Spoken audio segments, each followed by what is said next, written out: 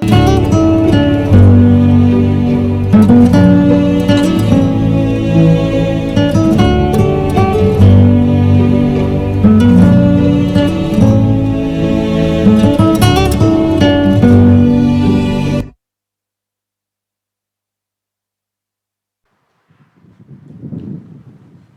everyone, this is Sangeet Kedia from Sangeet Kedia Academy. आज की class के अंदर we are going to discuss the amendments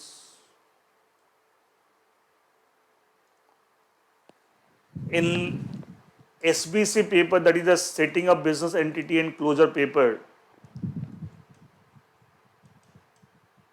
for June 2022 exam. Amendment किस paper के? SBC paper के setting up business entity and closure, किस exam के लिए? For June 2022 exam. हम किस पीरियड के अमेंडमेंट यहां पे डिस्कस करेंगे? Will discuss the amendment of the period 1st of July 2021 to 31st of December 2021. इस 6 महीने के अंदर 1 जुलाई 2021 से लेकर 31 दिसंबर 2021 इस पीरियड में जो भी अमेंडमेंट्स आए हैं एप्लीकेबल इन SBC पेपर, वो हम डिस्कस करेंगे, जो कि आपके जून 2022 पेपर में एग्जाम में एप्लीकेबल होंगे. नाउ इसका मतलब इम्प्लाइड है कि साहब 1 जुलाई 2021 से पहले, मतलब 30 जून 2021 तक up to 30th of June 2021, वहां तक के amendments you are already aware. And if you are not aware उसके बारे में, उसके तो हमारी वेबसाइट sangeetkedia.academy.com पे वो अमेंडमेंट्स अवेलेबल हैं 30 जून 2021 तक के. एंड उसके वीडियो भी अवेलेबल है, लेक्चर भी एज वेल है, नोट्स भी अवेलेबल है. ये फ्री ऑफ कॉस्ट है, कोई भी ले सकता है, कोई चार्जेस नहीं है. And anyone and everyone can take the advantage of that. इसका था अगर आपने वो ऑलरेडी पढ़ रखे हैं 30 जून 2021 तक के अमेंडमेंट, उसके नोट्स और लेक्चर, तो ठीक है. नहीं तो आप पहले वो अपडेट कीजिए अपने आप को हमारी वेबसाइट के थ्रू, एंड उसके बाद आप ये वाला लेक्चर जो ये हमारी वेबसाइट पे भी प्लेस हो जाएगा.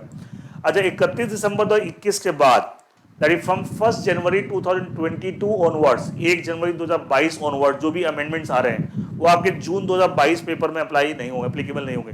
You know that is a criteria of 6 months by the ICSI.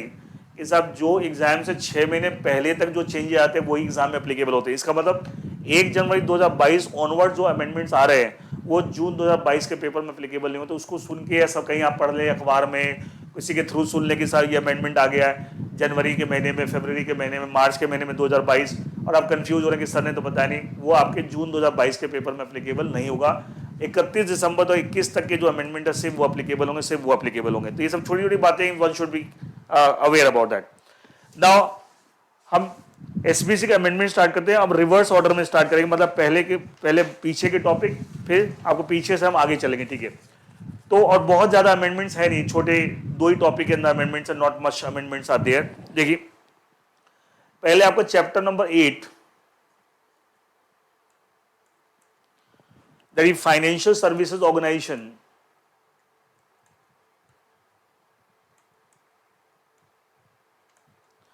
Financial services organisation and its registration process.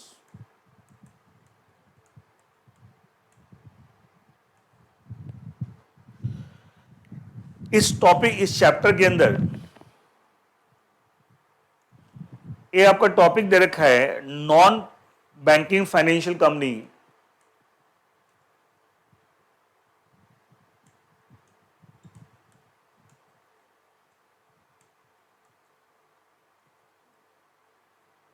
Micro finance institution.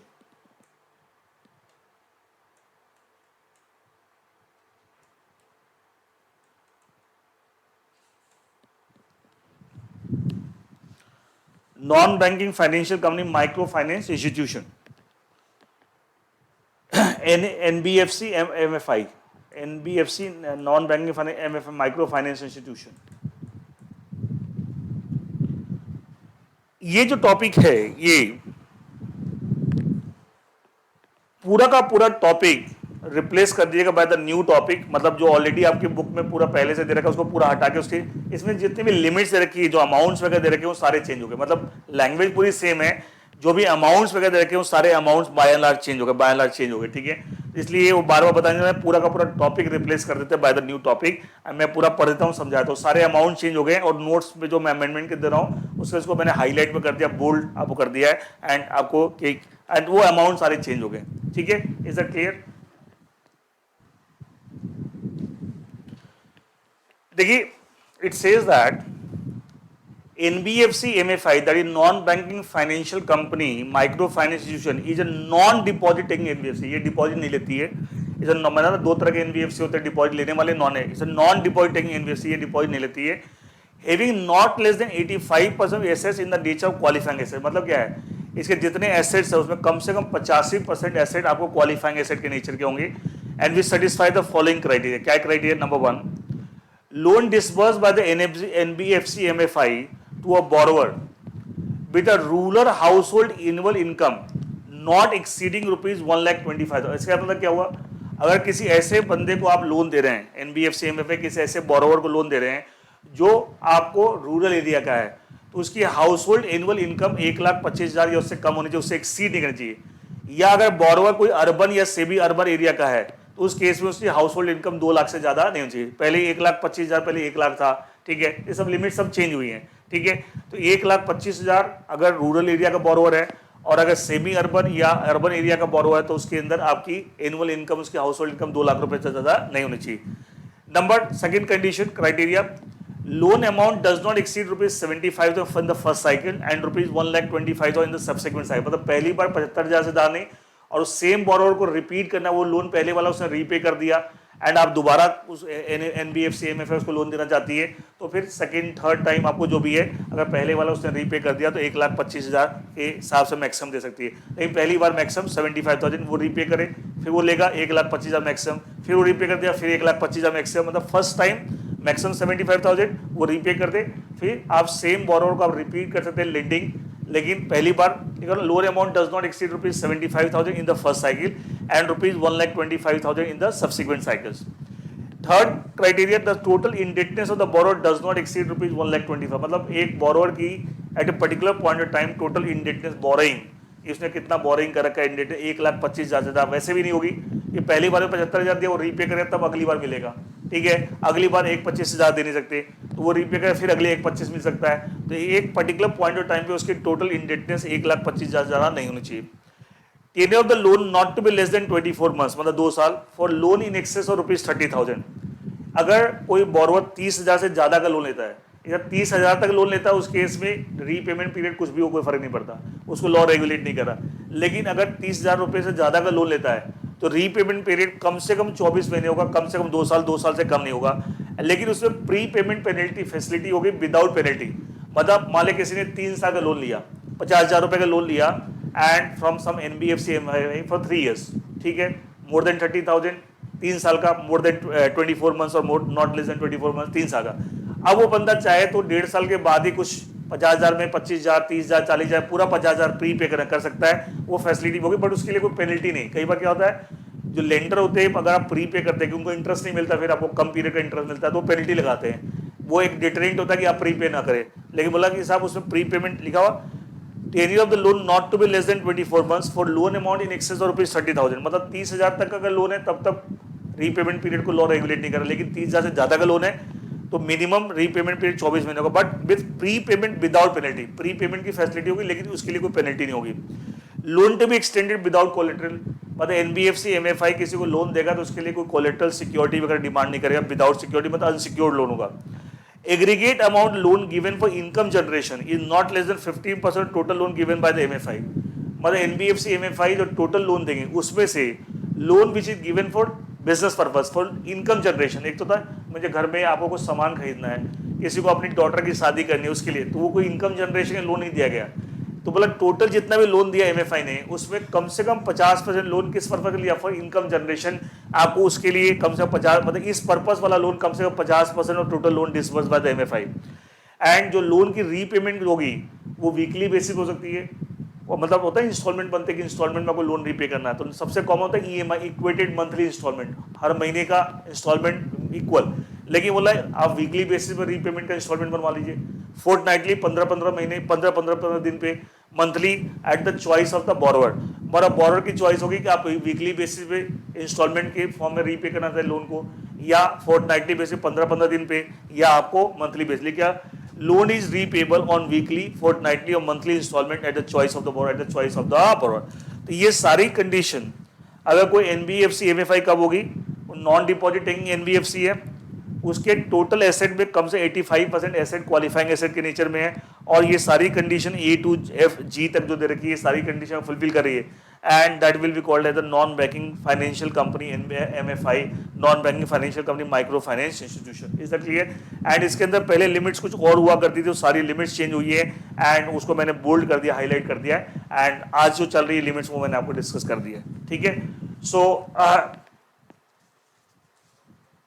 so that is all about the amendment in the, sorry, that is all about this, the topic NBFC MFI.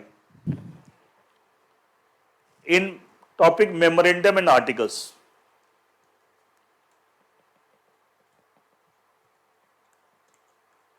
memorandum and articles of association, in this topic memorandum and articles of association जो कि आपके chapter 4 है, पहले तो आप back हम reverse order में चल रहे हैं कि पहले आगे की बताए थे अकाउंट चैप्टर। ठीक है, नाउ मेमोरेंडम एंड आर्टिकल्स देखिए, इसके अंदर मेमोरेंडम एंड आर्टिकल्स के अंदर एक आपका टॉपिक है रेक्टिफिकेशन नेम।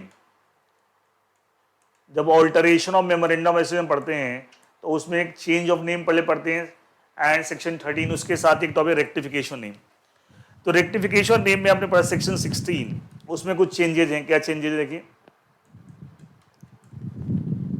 उसमें दो सिचुएशन दे रखी हैं। एक तो central government that is power is delegated to RD, अगर उसको पता लगता है कोई कंपनी का नाम अनडिजायरेबल है या किसी कंपनी का नाम किसी एग्जिस्टिंग कंपनी के नाम से आइडेंटिकल या सिमिलर है, आइडेंटिकल या सिमिलर है,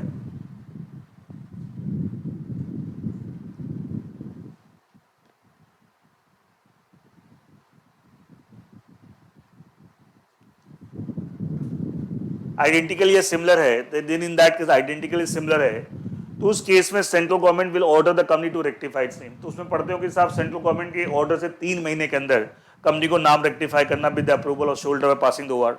फिर एक केस आप पढ़ते हैं, वो तो पहला केस है, उस वो एज इट इज है। फिर इससे नेक्स्ट पैराग्राफ में पढ़ते हैं कि अगर कोई रजिस्टर्ड प्रोप्राइटर ऑफ ट्रेडमार्क है, उसको पता लगता है कि कंपनी इनकॉर्पोरेट हुई या किसी कंपनी ने नाम बदला, और उस कंपनी का नाम जो नई इनकॉर्पोरेट हुई या जिसने नाम बदला उसके ट्रेडमार्क से आइडेंटिकल सिमिलर है, तो registered proprietor trademark can apply to the central government for ask requesting the government कि आप इस कंपनी को ऑर्डर पास कीजिए to rectify the name.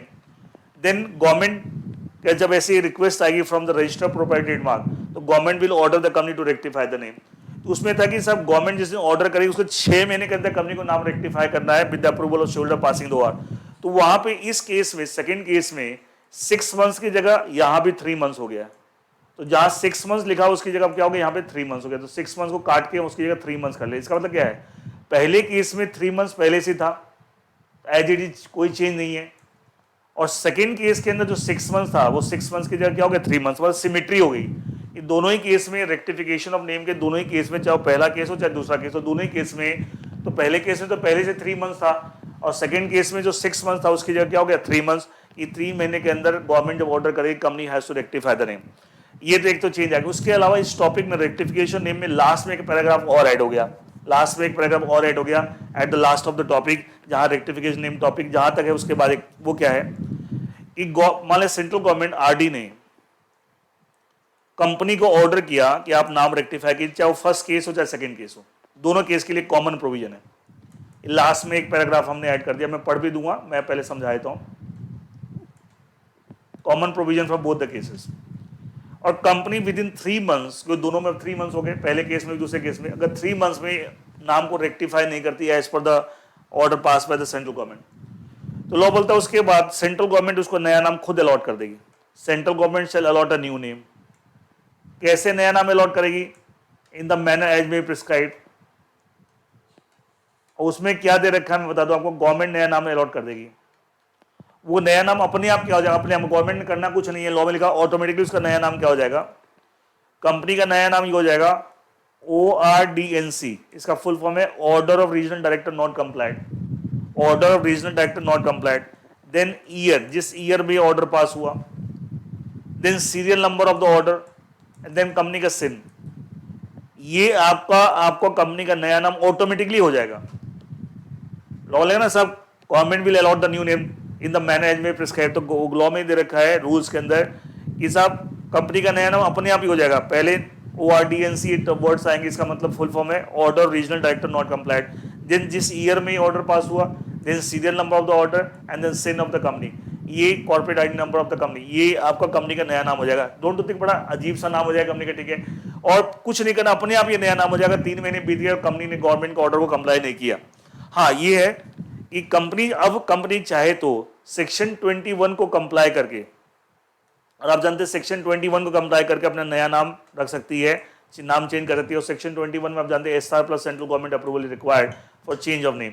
But अब आप सेक्शन 16 नहीं फॉलो करेंगे, अगर ये सिचुएशन आ गई, आप सेक्शन 21 के, तो जब तक आप सेक्शन 21 को कंप्लाई करके अपना नया नाम नहीं रखते, तो उस तब तक आपका नाम यही चलता रहेगा जो ऑटोमेटिकली आपका गवर्नमेंट ने अलॉट कर दिया है। तो ये क्लास पैराग्राफ मैंने समझा दिया है, मैं वो पढ़ देता हूँ। एक तो सेकेंड पैराग्राफ के अंदर जो आपका 6 मंथ्स की जगह 3 मंथ्स हो गया है। अब पहले पैराग्राफ में तो 3 मंथ्स पहले से था, सिमेट्री हो गई। अब देखिए लास्ट में जो पैराग्राफ ऐड हुआ, जो मैंने समझा दिया, मैं एक बार रीड आउट करता हूँ। If a company does not comply with aforesaid direction central government with in 3 months of the direction issue, government ने जब डायरेक्शन के 3 महीने में, दोनों केस में 3 मंथ्स है, पता है कॉमन है। The central government shall allot a new name to the company in such manner as may be prescribe, ठीक है। It may be noted that the latest ORDNC, which is abbreviation of the words Order of Regional Director Not Complied, ठीक है, the year of passing of the direction, the serial number of the order and existing corporate ID number of the company shall become the new name of the company, अपने आप नया नाम, without any further act or deed by the company, मतलब company ने कुछ नहीं करना, अपने आप ये नया नाम हो जाएगा। लेकिन डोंट यू थिंक बड़ा एब्सर्ड सा नाम हो जाएगा, ठीक है। However, this provision shall not prevent a company from subsequently changing its name. Sorry मैंने गलती से सेक्शन 21 लिख दिया, section 13, sorry. However, this does not prevent a company, this provision shall not prevent a company from subsequently changing its name in accordance with the provision section 13, मतलब SR plus central government, आप जब तक ये नहीं करते तब तक आपका यही नया नाम होगा। डोंट यू थिंक बड़ा एब्सर्ड था, इसलिए आपको अगर इससे बचना है तो आपको सेक्शन 13 को फॉलो करके आपको नया नाम रखना पड़ेगा, ठीक है।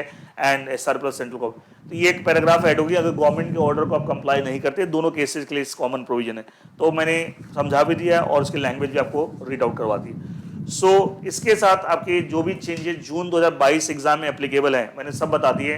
इसके अलावा जून 2022 मैंने बताया, जून 2022 के लिए कुछ खास अमेंडमेंट्स है नहीं, तो जो भी मैंने बता दिए एंड इस दैट यू ऑल, एंड ये आपको करना है। और कुछ खास आपको चेंजेस, आपको सिर्फ 2 टॉपिक में चेंजेस है, दोनों टॉपिक मैंने बता दिए, ठीक है। एंड ये करना है, और ये अभी लेक्चर के बाद इसके नोट्स और इसके लेक्चर दोनों ही हमारी वेबसाइट sangeetkedia.academy.com पे आपको अवेलेबल हो जाएगी, is that clear? So that is all the all about the amendments applicable for June 2022 exam.